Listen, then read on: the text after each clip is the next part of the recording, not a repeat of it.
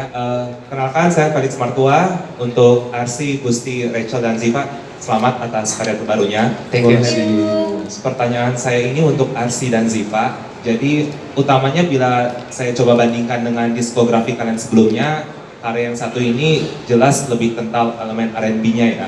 Iya. Dan pertanyaan saya agak bercabang dua sih. Pertama, apakah ada alasan spesifik tertentu kenapa kali ini kalian lebih berat ke R&B as opposed to pop? Dan yang kedua adalah apakah A plus Z The Series ini adalah pertanda bahwa kalian berdua bakal memasuki era R&B kalian di tahun ini? Itu aja. Mau aku yang jawab dulu? Terima kasih Felix, seperti biasa pertanyaannya selalu bagus. Untuk apakah ini menjadi era R&B buat kita? Bisa jadi untuk Kim sih sebenarnya emang kita lebih mengarah ke fokus ke situ sih sebenarnya arahnya. Dan kalau misalnya untuk apa tadi pertanyaannya yang satunya lagi? Apa ya? Iya kalian lebih R&B kita mungkin kayak kalau Kim nih dari lagunya, kalau aku tuh mungkin dari cara menyanyinya gitu ya. Tapi kita mungkin masih tetap satu circle gitu lah ya. Anjir, satu circle. Maksudnya satu apa ya? Satu warna lah. Gitu. Irisan ya, maksudnya beririsan gitu. Iya. Karena referensi musiknya kan cukup mirip juga. Sebenarnya pada dasarnya juga kalau misalnya untuk aku sehari-hari referensi musik aku memang lebih kental ke arah-arah itu sih. Sama banget ya aku sama Kak.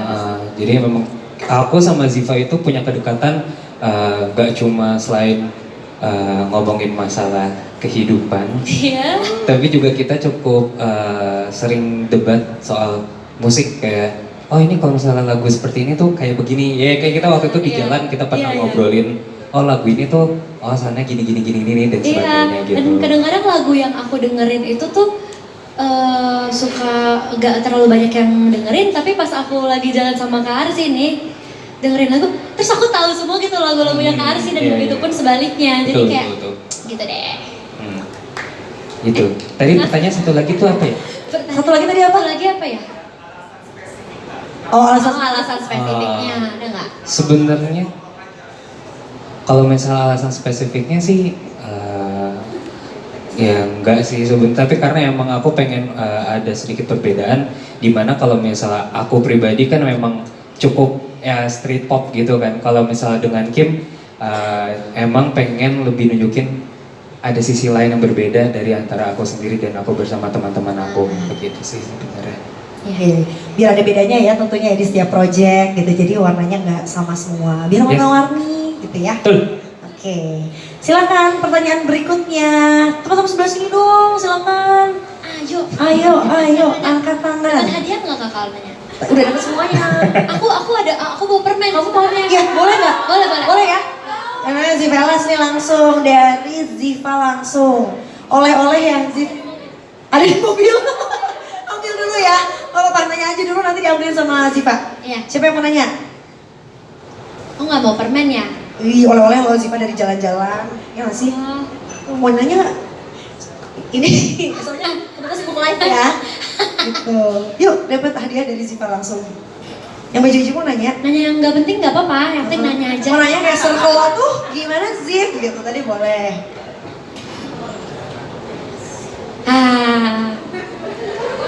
Nah, oke. Silakan. Sebelum kalau nggak ditunjuk sama Ziva ya nanti. Kayak sekolah ya. Cus nanya. Halo Njip dan Kim. Hai, selamat buat lagunya. Terutama buat Kim, aku suka banget muterinnya. Terima kasih banyak. Ini mau nanya buat Ziva. Kenalin dulu dong namanya siapa? Ya. Nama aku Rizka dari Bekasi. Oke. ABCD, anak Bekasi cinta damai. Terima kasih ya Rizka, ayo lanjut.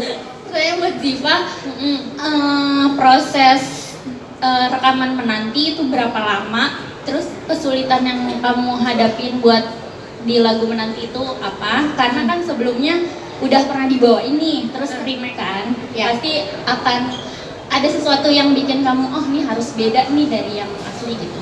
Itu gimana, bisa diceritain? Oke, Terima kasih. juga pertanyaannya. Rizka. Akhirnya aku dapat pertanyaan ini. Ada yang mau aku ceritain soalnya. Lanjut dong, langsung sikat. Oke, kalau berapa lamanya itu kebetulan aku agak-agak pikun jadi lupa. Tapi bingung. Arsi bisa bantu Arsi? Kita tuh rekaman waktu itu. Kapan ya? Tahun lalu ya? Iya, tahun lalu Oh, tahun lalu. bulan Bulan September, Oktober, November, Desember lah. Iya. Antara akhir-akhir bulan itu. Pokoknya berberan ya. Iya. Soalnya aku ingat banget nih. Nah ini masuk kepada kesulitannya. Jadi waktu itu aku sehari sebelum aku rekaman, aku lagi ada festival di Semarang. Waktu itu ada Titi juga. Dan itu pertama kalinya kayaknya aku bareng-bareng sama Titi yang aku bisa nonton dia. Nah itu pertama kali itu aku rada-rada gila tuh. Gilanya adalah aku teriak-teriaknya nggak tahu adat. Sampai teriaknya tuh bukan yang normal gitu. Jadi teriaknya ngaco sampai akhirnya aku serak banget gak bisa ngomong. Tapi besoknya langsung rekaman lagu Menanti. Dan itu aku bener-bener kayak, aduh Tuhan bisa nggak ya aku nyanyi? Mana aku nggak mungkin kan bilang Mas bisa Rizky juga kan, itu tidak mungkin gitu kan. Mas Syafi'i juga sibuk dan itu udah susah banget buat nyari jadwal yang pas gitu. Terus aku bener-bener kayak minum banyak banget tapi tetap serak. Pas lagi rekaman itu masih tetap serak juga. Terus akhirnya ada Kak Arsi juga kan, Kak Arsi sebagai saksinya. Aku susah banget ngomong waktu itu. Tapi akhirnya ternyata puji Tuhan bisa juga gitu. Walaupun tetap rada-rada serak, gak seperti biasanya gitu. Itu aja sih sebenarnya kesulitannya. Terus hasilnya tetap bagus kan? Amin. Tetap keren kan hasilnya? Amin. Tapi begitu, seru banget ternyata ya sambil serak tuh. Kayak aku kayak dicekek. Agak-agak vokal abuse hamil satunya ya, teriak-teriak gitu ya. Gitu deh.